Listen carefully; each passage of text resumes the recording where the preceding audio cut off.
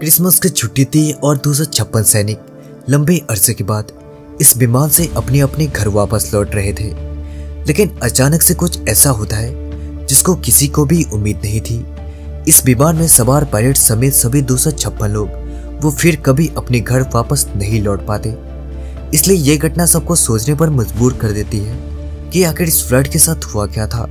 सो आइए जानते हैं पूरी कहानी आज के इस वीडियो में।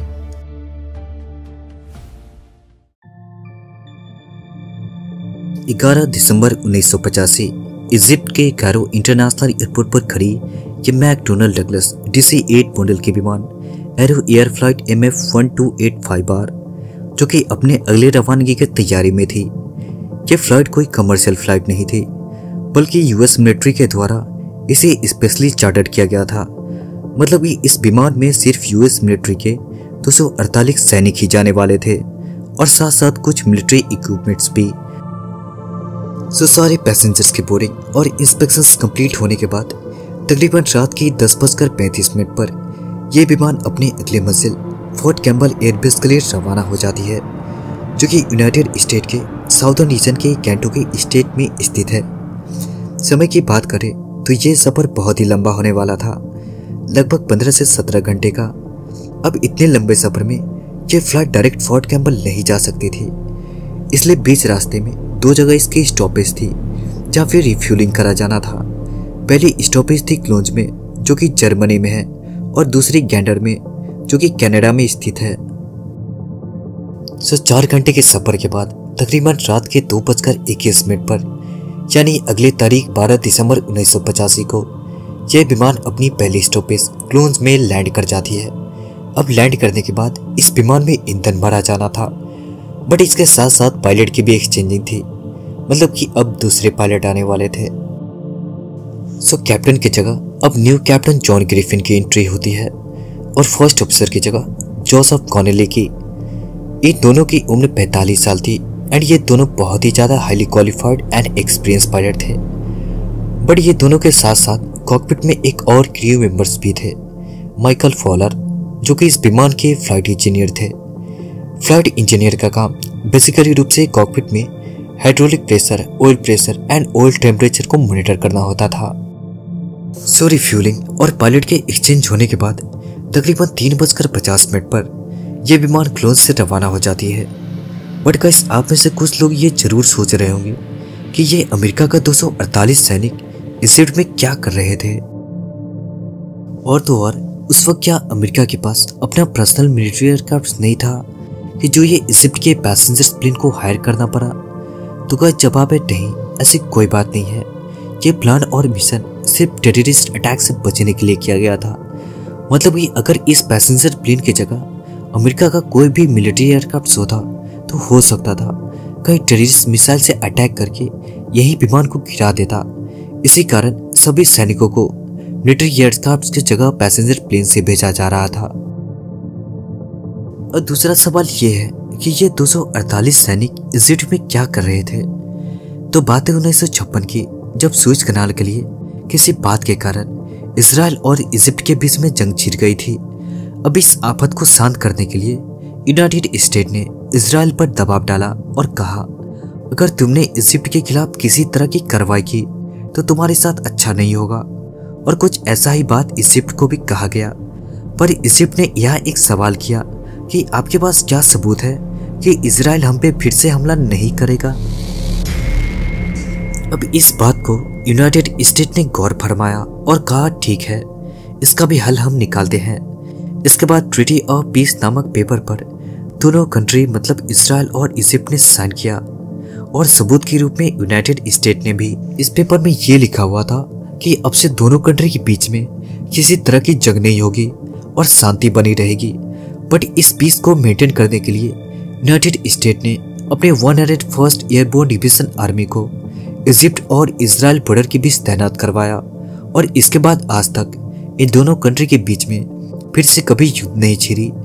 एंड इस आर्मी और पीस को देखरेख करने के लिए यूएस ने MFO मतलब मल्टीनेशनल फोर्स एंड ऑब्जर्वर्स नामक एक हेड तैयार किया और इसका काम ही था कि ये ट्रीटी ऑफ पीस को मेंटेन एंड मैनेज करे।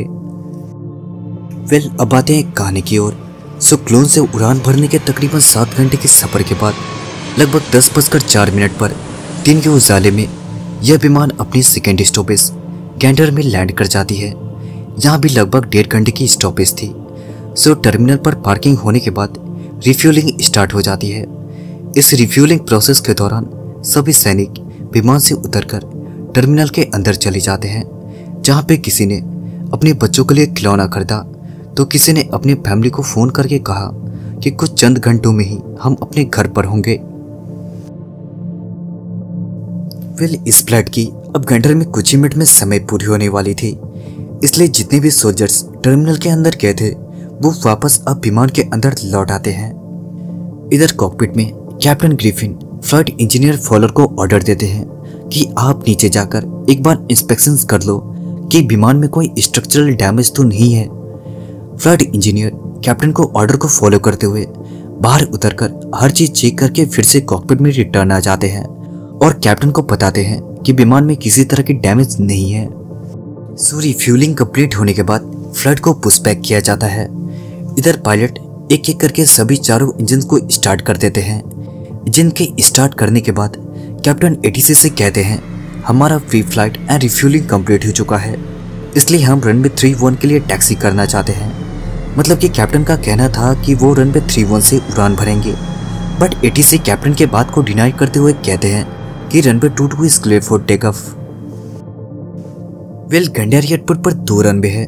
First one is runway 13 and second one is runway 22 और ये दोनों रनवे एक दूसरे को इंटरसेक्ट करती है। सो परमिशन मिलने के बाद कैप्टन टैक्सी डी से होते हुए रनवे 13 की हेल्प से रनवे 22 की ओर धीरे धीरे आगे बढ़ने लगते हैं। अगर इधर हम मौसम की बात करें तो दिसंबर का महीना होने के कारण हल्की फुल्की स्नोफॉल हो रही थी, जिसके कारण पूरा एयरपोर्ट बर्फ की चादर से ढका था। सो टैक्सिंग कंप्लीट होने के बाद ये विमान टेकअप के लिए रनवे 22 के डायरेक्शन में मुड़ जाती है। अब बस इंतजार था तो एटीसी के टेकअप क्लियरेंस का। कैप्टन एटीसी से कहते हैं sir we are just ready for take off. Then ATC reply देते हुए कहते हैं okay you are clear for take off and merry Christmas to you. अब इस फाइनल इंस्ट्रक्शन के बाद कैप्टन सभी इंजन्स के फुल पावर को बढ़ाकर रनवे पर विमान को दौड़ाना शुरू कर देते हैं। फुल स्पीड में एक्सीलरेट करते हुए फ्लाइट की स्पीड 80 नॉट्स पे आ जाती है, इसलिए दोनों पायलट्स 80 नॉट्स कहते हुए स्पीड को एक बार क्रॉस चेक करते हैं। अब इधर रनवे एंड होने को थी, जिसके बाद ये विमान रनवे को छोड़ना शुरू कर देता है and everything is going perfectly and normal. मतलब कि फ्लाइट परफेक्टली क्लाइंब कर रही थी, बट थोड़ा सा आगे बढ़ने के बाद अचानक से स्पीड बहुत तेजी से घटने लगती है और साथ साथ ऊंचाई भी। इसी बीच कैप्टन और इंजीनियर सभी इंस्ट्रूमेंट्स को जल्दी से जल्दी चेक करते हैं आखिर हुआ तो हुआ क्या, बट कुछ पता नहीं चला। इधर इतने समय में ही फ्लाइट जमीन के बहुत नजदीक आ गई, जिसके बाद यहाँ कैप्टन फर्स्ट ऑफिसर को अलर्ट करते हैं कि नीचे पेड़ से बचो। लेकिन अब फ्लाइट पूरी तरह से आउट ऑफ कंट्रोल हो चुकी थी। इसके बाद ये विमान दाएं की तरफ झुकी और पेड़ों को तोड़ते हुए जमीन से टकराकर बहुत बुरी तरह से क्रैश हो गई और आग के गुब्बारों में लिपट गई एंड इसमें सवार पायलट समेत सभी 248 सैनिक मारे जाते हैं। But guys wait, what went wrong with this aircraft? क्या इसमें पायलट की गलती थी या विमान में ही कोई टेक्निकल इशू था? अब इस मिस्ट्री को तो ब्लैक बॉक्स से सुलझा सकता था। सो इस केस की जब छानबीन सीएसपी मतलब कैनेडियन एविएशन सेफ्टी बोर्ड के द्वारा किया गया तो पता चला कि ये flight data recorder aluminium foil से बने होने के कारण सिर्फ 400 घंटे तक ही इन पैरामीटर्स को रिकॉर्ड कर सकती थी एंड लास्ट कैलिब्रेशन इस एफडीआर की 1981 में हुई थी और ये क्रैश 1985 में। तो बेशक है 1981 से लेकर 1985 के बीच में ये फ्लाइट अपना कितना हजार घंटा पूरा कर चुका होगा। प्लस जो कॉकपिट वॉइस रिकॉर्डर की माइक थी वो भी खराब होने के कारण बंद पड़ी थी, इसलिए इन्वेस्टिगेटर को ब्लैक बॉक्स से कुछ पता नहीं चला। इसी कारण ये क्रैश एक मिस्ट्री ही बन के रह गई। बट हाँ, क्रैश से पहले एक डीआइसिंग प्रोसेस होना था जो वो नहीं हुई थी। डीआइसिंग प्रोसेस वो प्रोसेस होती है जब स्नोफॉल के कारण विंग पे आइस जम जाती है तो प्रोपिलीन ग्लाइकोल और वाटर की मिक्सचर लगभग 150 डिग्री के टेम्परेचर पर विंग पर स्प्रे की जाती है, जिससे कि विंग पर की जमी आइस मेल्ट हो जाती है। इसके बाद ही कोई फ्लाइट टेकअप कर सकती है। बट यहाँ पर आप एक सवाल करोगे कि विंग पर आइस के जमने से क्या होता है। तो जवाब है कि विंग पर आइस के जमने से एयर फ्लो में इंटरप्शन होती है, मतलब कि विंग के ऊपर से एयर फ्लो अच्छे से नहीं हो पाती और विमान स्टॉल होकर क्रैश हो जाती है। लेकिन गाइस, इस विमान के क्रैश होने से आधे घंटे पहले और आधे घंटे बाद 2 प्लेन स्मूथली टेकअप की थी, वो भी विदाउट डी-आइसिंग प्रोसेस के। सो गाइस, क्रैश की रीजन क्या थी वो तो सिर्फ विमान के पायलट और इंजीनियर ही जानते थे। आज तक दूसरा कोई नहीं जान पाया। एंड गाइस, यही थी कहानी एरो एयर फ्लाइट 1285R की। सो गाइस, मिलते हैं नेक्स्ट वीडियो में, तब तक के लिए धन्यवाद।